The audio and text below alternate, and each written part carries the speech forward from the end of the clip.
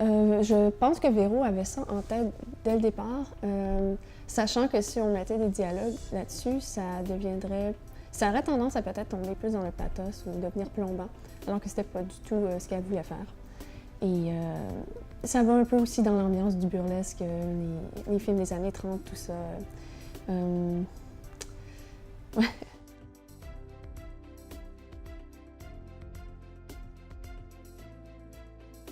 Eh bien, l'enthousiasme du scénario, au départ, était assez contagieux. Même si, moi, au tout début, je comprenais peut-être pas encore quel angle il fallait approcher, puis j'avais peut-être tendance justement à aller dans des trucs plus dramatiques. Petit à petit, j'ai vraiment compris qu'on faisait un album drôle, en fait, et très optimiste. Et à partir de là, ben voilà, c'est ce que j'ai fait. Puis justement, Betty, elle est drôle, elle est maladroite, elle se casse la gueule, mais elle se relève tout le temps. C'est vraiment de la joie. Après, c'est sûr qu'il y a des scènes un petit peu plus dures, un peu plus tristes. Mais elles ne sont que plus renforcées par l'aspect très, très joyeux et drôle et burlesque du reste de l'album. Et ces scènes-là, justement, très abracadabrants, paraissent encore plus lumineuses si on les compare aux scènes un peu plus tristes. Donc, tu sais, il y a un bon équilibre au final.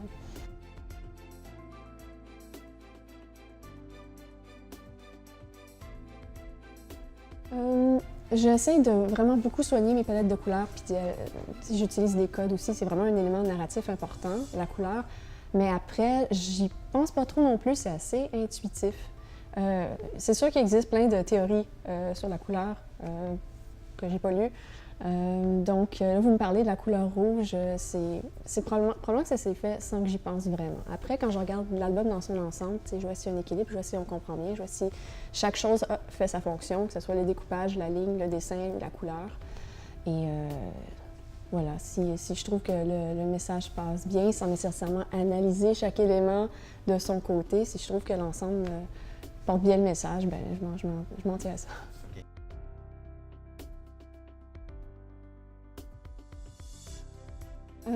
Véro m'a laissé pas mal de liberté. Ben, de toute façon, j'ai tendance un petit peu à vouloir qu'on me laisse faire mon truc. Après, elle m'est arrivée avec un scénario complet. Et puis, si je me suis permis quelques petites courbures, ça reste surtout pour des questions techniques parfois. Par exemple, dans telle scène, ben, c'est trop long pour l'espace qu'on a. Exemple, un truc banal comme ça. Ou c'est plutôt une autre proposition pour arriver à la même chute. Et puis de toute façon, quand je présente le storyboard, elle voit, elle dit si ça lui plaît ou pas. Donc c'est pas, j'ai pas à imposer mes idées, c'est pas à ma place de le faire d'une part, mais en même temps, c'est un travail d'équipe. C'est pas la scénariste fait le scénario de son côté, puis ensuite, moi je fais les dessins. Il y a quand même eu un échange déjà au départ pour bien saisir le ton de l'album. Comme moi je disais au départ, j'avais tendance à aller dans quelque chose d'un petit peu plus tristounet, alors que on veut que ça donne la pêche. Mais ça peut être des petits trucs, par exemple, vous le couperez si jamais c'est trop long, mon exemple. Il y a une petite séquence où Betty et ses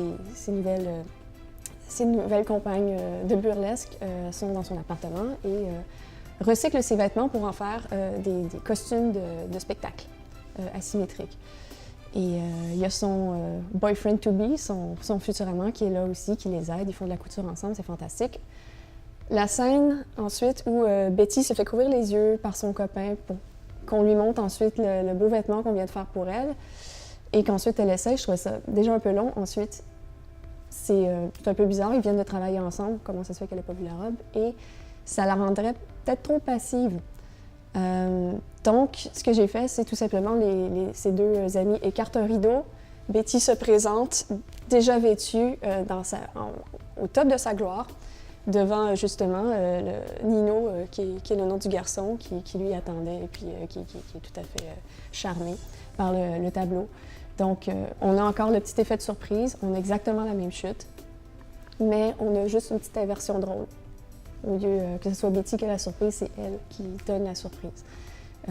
Puis, c'est un petit truc comme ça qui a l'air très évident, très simple, mais bon, il faut faire beaucoup de détours pour arriver à ça parce que c'est un vrai casse-tête. Il faut que ça soit cohérent, il faut que ça soit lisible, il faut que ça rentre dans l'espace qu'on a, il faut que ça soit esthétiquement intéressant. Donc, c'est normal que la dessinatrice ou le dessinateur à des décisions à prendre qui ne sont pas nécessairement strictement écrites comme ça dans le scénario. Et c'est comme ça pour tout l'album. Il n'y aurait jamais rien qui est coulé dans le béton, qui est fini tant que l'album n'est pas imprimé puis dans les étagères sur les des librairies.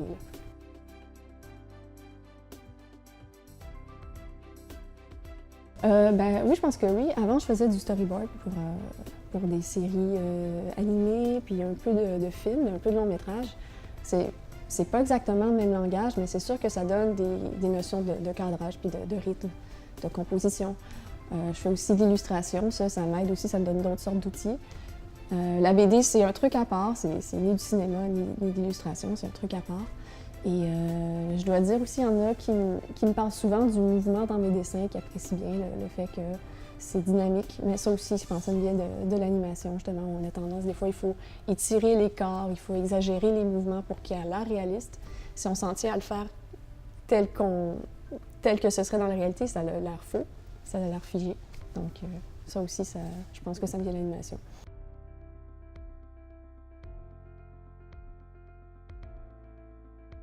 Oui, c'est sûr que ça contribue. Peut-être que c'était pas nécessaire. Ça, c'était plus un choix stylistique de ma part. Il y avait d'autres façons de faire passer ces messages-là, c'est sûr. Mais bon, après, c'était le thème du burlesque, encore une fois, l'esthétique un petit peu rétro. Ça me plaisait bien de faire des trucs un petit peu plus surréalistes, comme ça, un peu plus symboliques. Ça s'y prêtait bien, disons.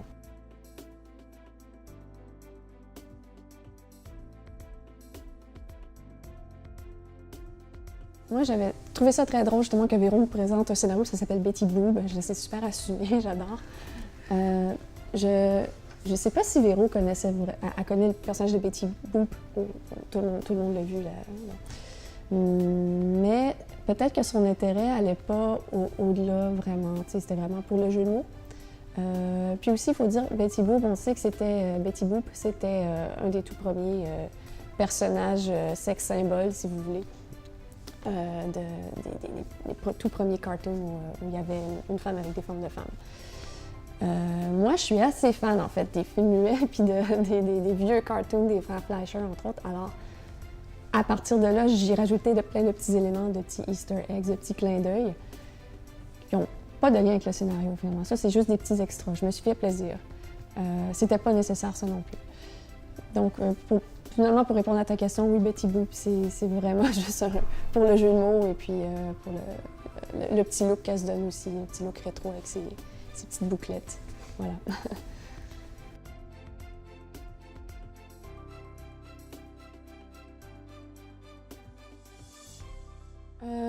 Tout d'abord, bon, je pars du scénario, évidemment. Je fais plusieurs petits mini-croquis de mise en page. Le storyboard, c'est vraiment la période la plus laborieuse. Et ça peut prendre un certain temps, mais une fois que tout est bien placé, puis que tout le monde est d'accord et je travaille souvent voire 4 planches à la fois pour qu'il y ait vraiment une vision d'ensemble. Une fois que tout ça c'est fait, j'imprime mes planches de storyboard en plus grand et je décalque. J'ai des tables lumineuses à la maison, je mets ma feuille par-dessus. Je travaille sur du papier aquarelle assez épais parce que je m'amène beaucoup mes originaux, donc ça me prend du papier solide. Et là, je réesquisse le storyboard pour que tous les éléments soient vraiment à la même place parce que je les ai comme super travaillés sur le storyboard. Donc, et le reste, c'est vraiment juste refaire le dessin en appliquant le mieux possible, puis en gardant l'esprit puis le dynamisme qu'il y avait déjà dans le storyboard. Dans Betty Boop, il y a des séquences qui ne sont faites qu'au crayon, et puis il y en a qui sont ancrées à la plume et au pinceau. C'est un choix parce que je trouvais que ça nuisait, le changement de rendu d'une scène à l'autre ne nuisait pas à la lecture. Je pense que ça paraît bien dans l'album, ça heurte pas l'œil nécessairement. Mais faire un album complètement ancré, ça aurait été vraiment trop long avec les deadlines qu'on avait, puis aussi le budget qui était alloué à l'album et tout ça. Je ne pouvais pas vraiment le faire cette fois-là.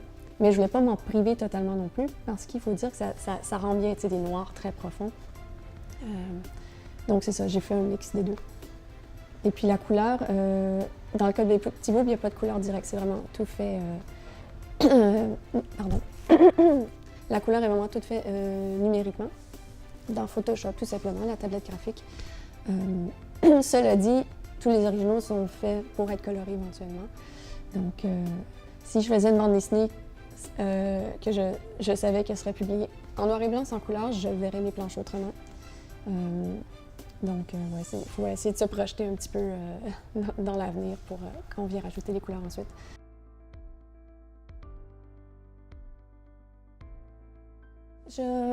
Non, pour cet album-là, j'y étais très simplement. D'autres albums que je faisais dans le passé, là, oui, je rajoutais des textures, puis je retravaillais beaucoup le rendu. Betty Boop, non, en fait, les planches sont scannées telles quelles. Le grain est déjà dans le papier. Le crayonné donne déjà toute la texture qu'il faut. Après, je peux jouer un peu avec les contrastes pour faire ressortir certaines lignes plus. Mais j'ai pas rajouté de texture vraiment. C'est vraiment des couleurs en aplat. J'ai même pas fait d'effet de lumière particulier. J'ai découpé... Il n'y a pas une espèce de rendu très léché, en fait, dans Betty Boop. C'est assez des couleurs vives, contrastantes, qui viennent compléter plus une composition. Puis, je pense que c'est graphiquement plus épuré que ce que j'ai pu faire dans le passé, même si pour certains, c'est pas épuré du tout. Mais voilà, c'est...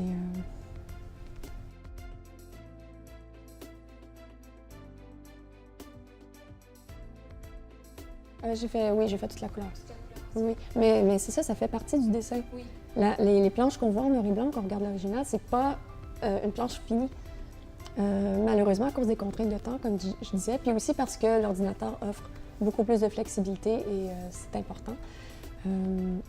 C'est ça, toute la partie couleur, et la couleur, c'est très important, c'est un langage, c'est pas de la décoration, c'est vraiment un langage en soi.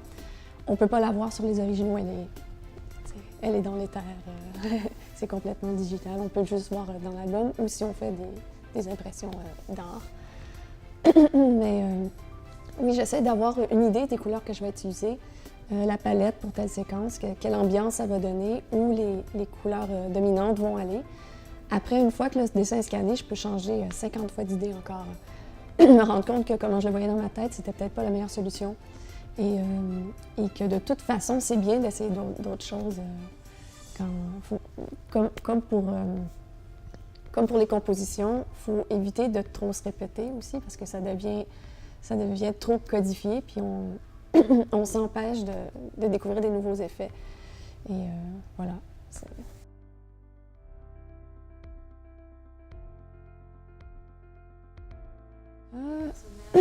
Là, les noms m'échappent, mais bon, Betty Boop elle-même était basée sur plusieurs personnalités de son époque, dont plusieurs chanteuses, et l'archétype de la flapper, évidemment, qui ressemblait à beaucoup de jeunes filles de son époque.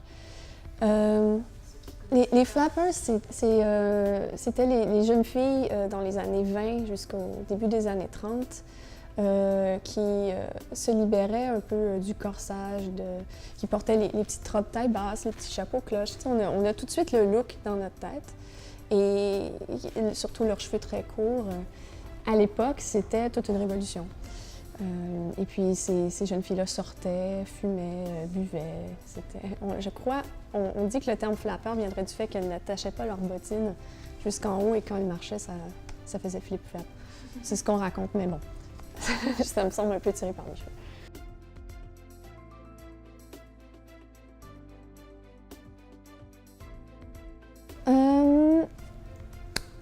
Véro, elle avait toutes sortes de bonnes idées. Moi, ce qui me vient en tête, c'est évidemment, mettons, les films de Buster Keaton. Aussi, bon, évidemment, toute cette ambiance des années 20-30. Après, il y a des choses qu'on sait que ça a vieilli. On ne serait peut-être pas d'accord avec tout de nos jours, et c'est très bien comme ça. Mais il y a quand même une esthétique puis une créativité là-dedans qui est encore super actuelle puis qui est intéressant de voir. D'ailleurs, un réalisateur assez actuel, c'est Wes Anderson, qui puise abondamment dans ces univers-là. Et d'ailleurs, c'en est un que j'aime beaucoup aussi. Sinon, Betty Boop, ça donne envie d'écouter de la musique pas mal, donc n'importe quoi qui est dansant.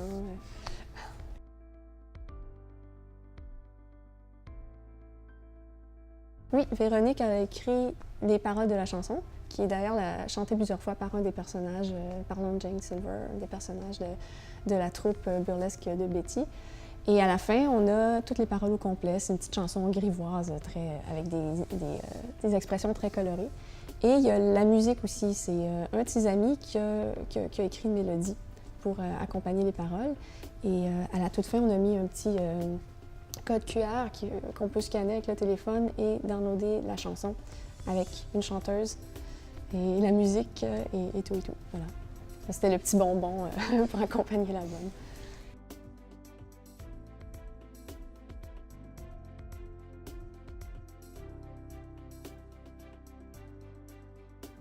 Je pense que c'est un petit peu, peut-être une coïncidence, mais moi j'ai voulu dessiner Véro, tout simplement. Et je pense que la dessinatrice Camille Beniamina a voulu dessiner Véro aussi dans les petites distances. Alors, parce que les deux personnages, dans le scénario, c'était juste écrit « elles sont rousses ». Fait que là, mais Véro, c'est une petite rousse, donc on dit « ah, ben, je vais dessiner Véro, voilà, clin d'œil. » Puis c'est juste comme ça. On a tous les deux dessiné la scénariste.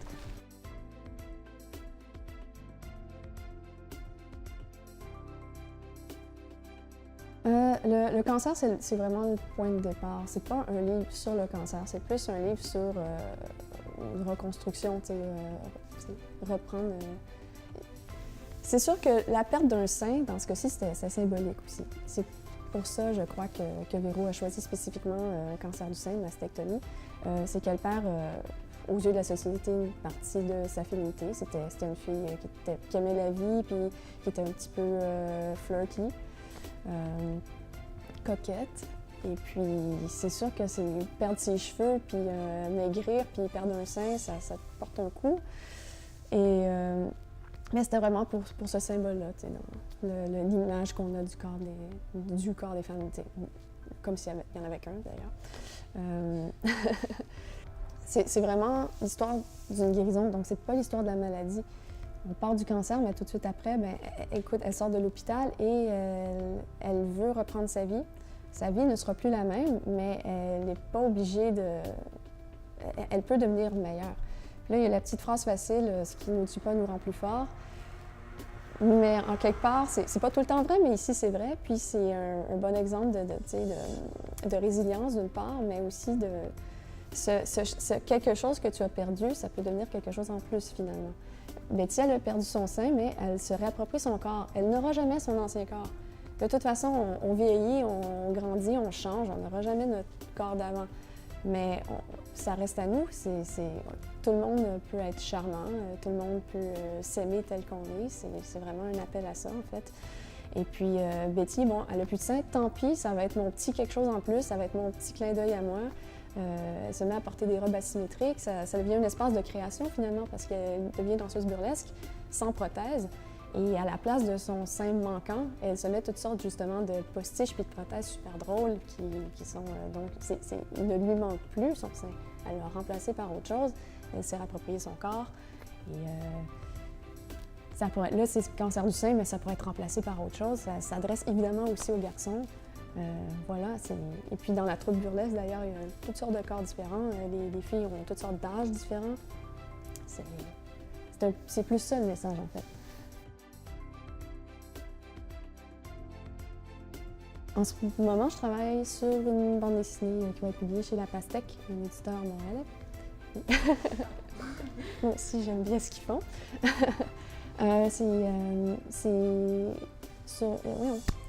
C'est une adaptation d'une histoire écrite par Sophie Bienvenue, qui est une romancière québécoise, une romancière et poétesse.